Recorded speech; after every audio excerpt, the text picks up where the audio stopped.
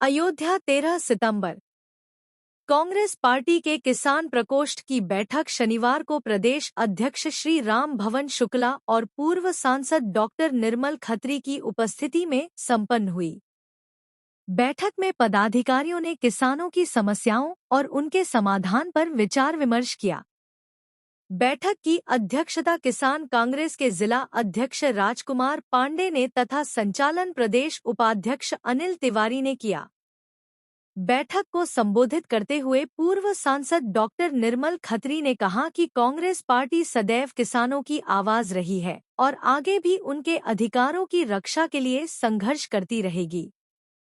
उन्होंने कहा कि वर्तमान सरकार ने किसानों से किए गए वादों को पूरा नहीं किया और उन्हें निराश किया है। किसान कांग्रेस के मध्य जोन के प्रदेश अध्यक्ष श्री राम भवन शुक्ला ने कहा कि किसानों के बिना देश और समाज की समृद्धि अधूरी है। मौजूदा सरकार किसानों के मुद्दों की अनदेखी कर पूंजीपतियों को लाभ पहुंचा रही है। उन्होंने आश्वस्त किया कि कांग्रेस पार्टी किसानों की समस्याओं को हर स्तर पर उठाएगी और उनकी लड़ाई को मजबूती से लड़ेगी।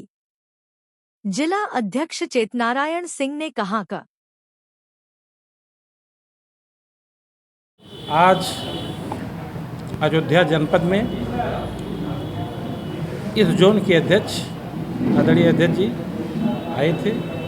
आए हैं और प्रदेश कमेटी में आपके किसान कांग्रेस के जिले के अध्यक्ष फैजाबाद, अम्बेडकर नगर, गोंडा, बस्ती के भी नेतागण आए हुए हैं। किसानों की जो दुर्दशा है उसी दुर्दशा पे चिंतन हुआ कि किस प्रकार से उस दुर्दशा से निजात पाया जा सके, किस प्रकार से किसान अपनी स्थिति को मजबूत कर सके। सरकार निरंतर किसानों को परेशान कर रही है।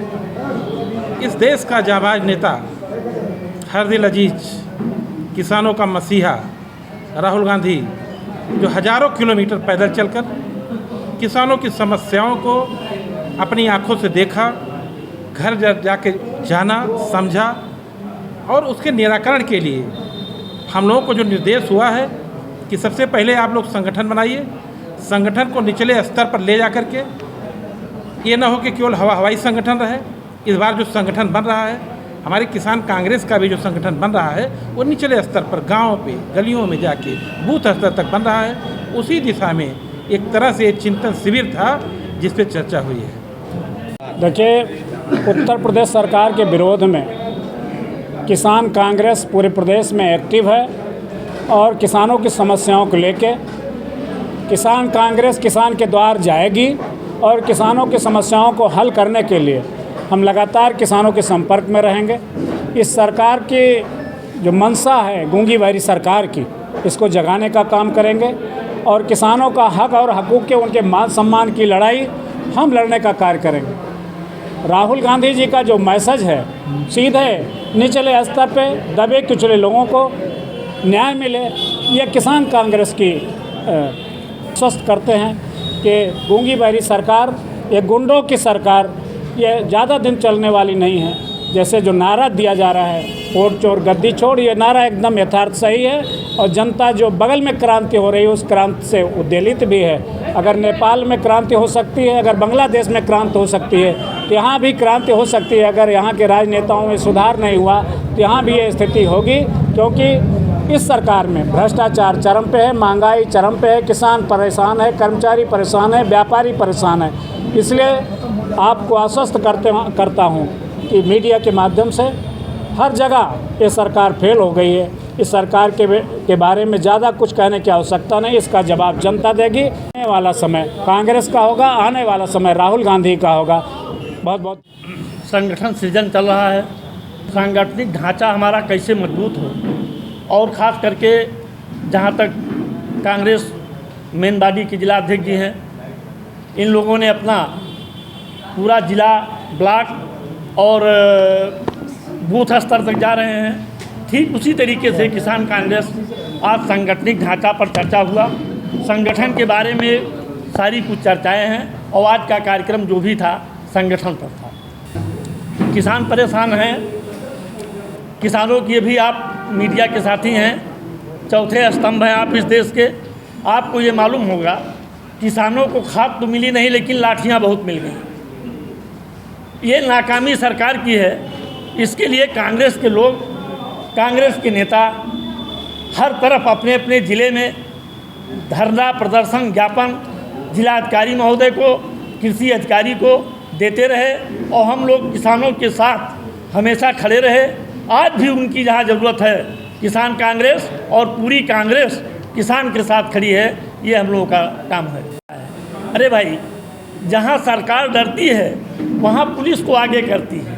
ये नारा लगता है, वोट चोर गद्दी छोड़। ये पूरे देश में नारा लग रहा है, केवल अकेले मैं नहीं कह रहा हूँ। अगर मैं कहता हूँ तो कांग्रेस का हूँ, इस नाते कहता हूँ। पूरे देश में एक नारा चल रहा है कि वोट चोर गद्दी छोड़। जहाँ ये सरकार डरती है वहाँ पुलिस को आगे करती है। कहीं काफिला रोकेंगे, कहीं हमको हाउस अरेस्ट करेंगे। अभी परसों मोदी जी का कार्यक्रम बनारस में था, हमारे तमाम कांग्रेस साथियों को हाउस अरेस्ट कर लिया गया। क्या सारे लोग वहाँ पहुँच रहे थे?